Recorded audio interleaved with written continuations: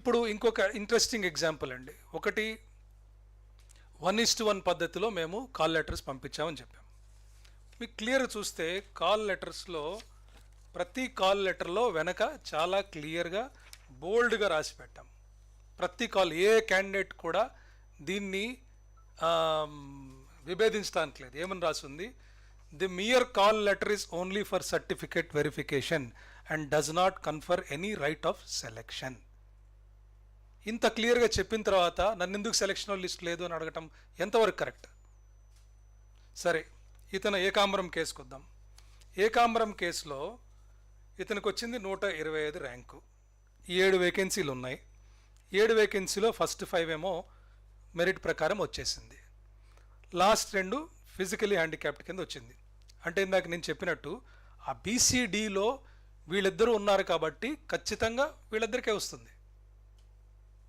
అది ఓసీలో ఉండుంటే physically disabled వాళ్ళు ఓసీ వాళ్ళ సీట్లలోకి వెళ్ళిపోయింది. అది ఇక్కడ బీసీలో ఉన్నారు కాబట్టి ఫిజికల్లీ డిజేబుల్డ్ వాళ్ళు ఆ బీసీ కోటా కిందే వచ్చి కూర్చుంటారు.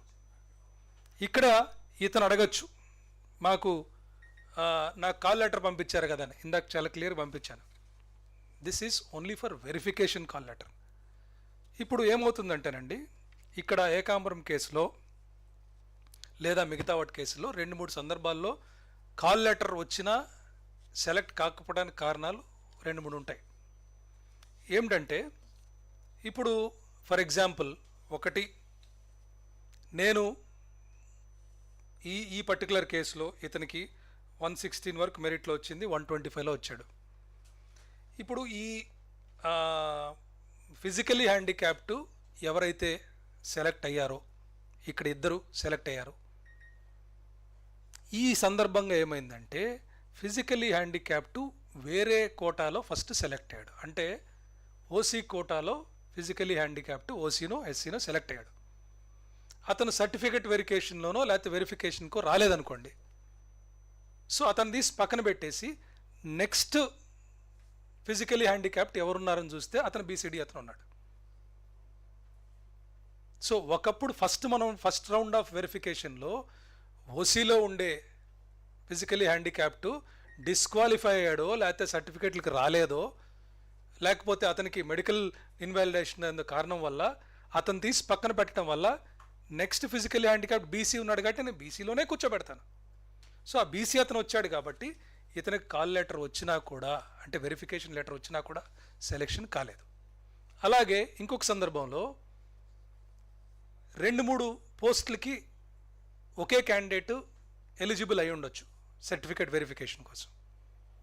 కాబట్టి ఒక చోట 2-3 చోట్ల వాళ్ళు వెరిఫికేషన్ కోసం ఎలిజిబుల్ అయ్యారంటే ఏదో ఒకటే తీసుకుంటాడు సీటు. సో మిగతా 2 ఖచ్చితంగా మిగిలిపోతాయి కాబట్టి అక్కడ ఒక అడిషనల్ వాళ్ళని పిలిచి ఉండొచ్చు. సో అంత మాత్రాన వెరిఫికేషన్ పిలిచినంత మాత్రాన సెలెక్ట్ అయిపోయినట్టు కాదు. క్లియర్గా దీంట్లో మీరు చూడొచ్చు. ఇది అందరికి కూడా మీకు అందరికి ఇస్తున్నాం కూడా షీట్స్ కూడా. So that you can verify. Nothing is secret, everything is online. ఎందుకు వచ్చింది ఎందుకు రాలేదనేది ఒక్క పొరపాటును కూడా ఎటువంటి తప్పు జరగలేదు. అది నేను ఖచ్చితంగా చెప్పగలను. Next please. ఈవిడ చూడండి, ఈవిడికి అసలు కాల్ లెటర్ కూడా ఇవ్వాల. ఈవిడ నాగవేణి అంకాని. ఈవికి 146 ర్యాంక్ వచ్చింది. 7 పోస్టులు ఉన్నాయి. 6 క్లియర్గా బీసీఏ కింద మెరిట్ కింద ఇచ్చేసాము. 7th was suppose to be sports quota.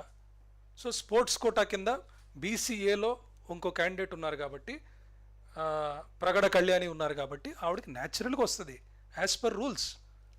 ఈ జియో 77 సార్ చెప్పింది అదే. హారిజాంటల్ రిజర్వేషన్ అంటే ఇట్ ఈస్ నాట్ ఫిక్స్డ్. పరిస్థితిని బట్టి ఆ కేటగిరీలో స్పోర్ట్స్ వాళ్ళు ఉంటే ఆ కేటగిరీలో కూర్చోబెట్టాలి. ఇక్కడ బీసీఏ లేదనుకోండి, బీసీఏ క్యాండిడేట్ స్పోర్ట్స్ వాళ్ళు లేరనుకోండి, న్యాచురల్లీ నెక్స్ట్ ఎవరు మెరిట్లో ఉన్నారో వాళ్ళకి వస్తుంది.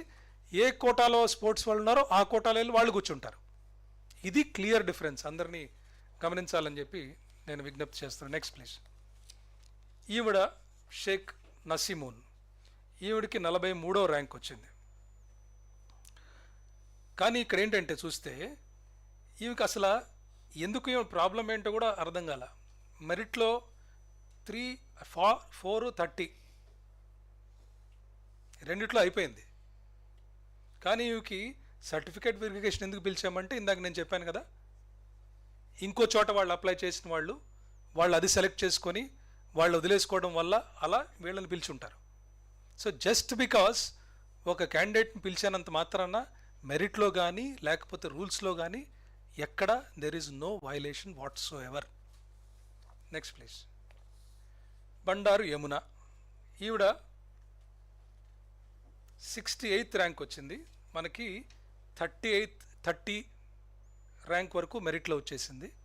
లాస్ట్ చూస్తే మనకి స్పోర్ట్స్ కోటా కింద. స్పోర్ట్స్ ర్యాంక్ ఉండదు, ఎందుకంటే ఎగ్జామ్ మనం కండక్ట్ చేయలేదు కాబట్టి. ఆ అప్లికేషన్ చేసిన వాళ్ళు, కానీ ప్రతి ఒక్కళ్ళకి ఇది ఎస్ఏ నాన్ లాంగ్వేజెస్ అంటే ఆ ఎస్ఏ నాన్ లాంగ్వేజ్ సంబంధించి ఆ స్పోర్ట్స్ వాళ్ళు బీఏడీ చేసి ఉండాలి, టెట్ పాస్ అయి ఉండాలి, ఆ మెథడాలజీ ఉండాలి. ఇవన్నీ మినిమం క్వాలిఫికేషన్స్ ఖచ్చితంగా ఉండాలి. ఉన్న తర్వాత ఈ పర్టికులర్ దాంట్లో ఫస్ట్ 4 అయిపోయిన తర్వాత స్పోర్ట్స్ కోటా కింద ఆ బీసీడీలో ఈ వేచలపు మాధవి ఉంది కాబట్టి మనం స్పోర్ట్స్ అడిక్వసీ కోసం వాళ్ళని తీసుకుని వచ్చాం. This is 100% as per rules. ఎక్కడే మాత్రం దీంట్లో ఎవరికి అన్యాయం చేయడం కానీ వైలేషన్ కానీ చేయలేదు. Next please. ఎర్రిపల్లి శ్రావణ్ కుమార్, ఇది కూడా అంతే. ఇక్కడ మనకి 4 వేకెన్సీస్ ఉన్నాయి బీసీఏలో. ఫస్ట్ 2 మనం మెరిట్ కింద వెళ్ళాము. థర్డ్ది women quota we had to bring up. ఫోర్త్ది ఫిజికలీ హ్యాండిక్యాప్డ్ కోటా. ఆ కేటగిరీలో ఉన్నారు కాబట్టి వాళ్ళని తీసుకురావాలి అడిక్వసీ కోసం. దానికంటే let us say 417 rank physically handicapped. ఇదేంటి సార్ ఆయనకి 53 ఈ 417 అంటే ఫిజికలీ హ్యాండిక్యాప్డ్ 417 హైయెస్ట్ ఉన్నప్పుడు మరి అదే తీసుకుని రావాలి. ఆయన బీసీఏ ఉంటే బీసీఏ కోటాలోనే కూర్చోబెట్టాలి. మనం 100 దాటి మనం పెట్టలేము. సో ఇది basic difference between horizontal and vertical. Next please. ఈయన సమదం పృథ్వీరాజు, ఈయనకి వచ్చింది 157 ర్యాంక్. వీళ్ళందరూ కూడా మెరిట్ కింద ఫిలప్ అయిపోయారు. ఈయనకి సేమ్. ఈయన ప్రాబ్లం ఏంటంటే నన్ను వెరిఫికేషన్ కిందకు పిలిచారని.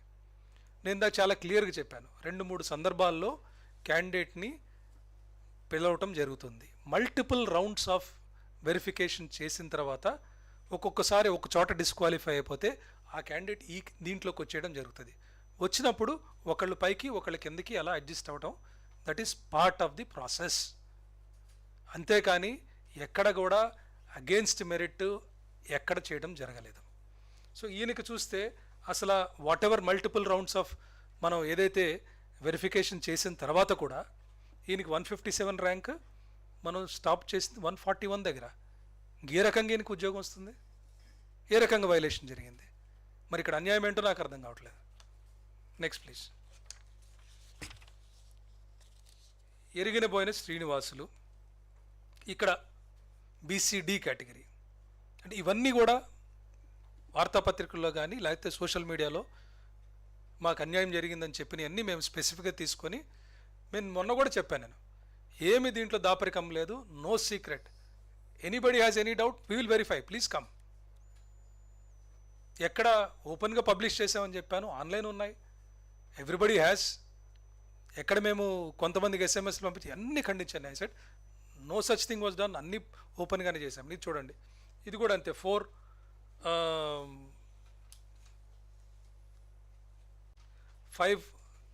6 ఉంటే 5 vacancies were field by general merit.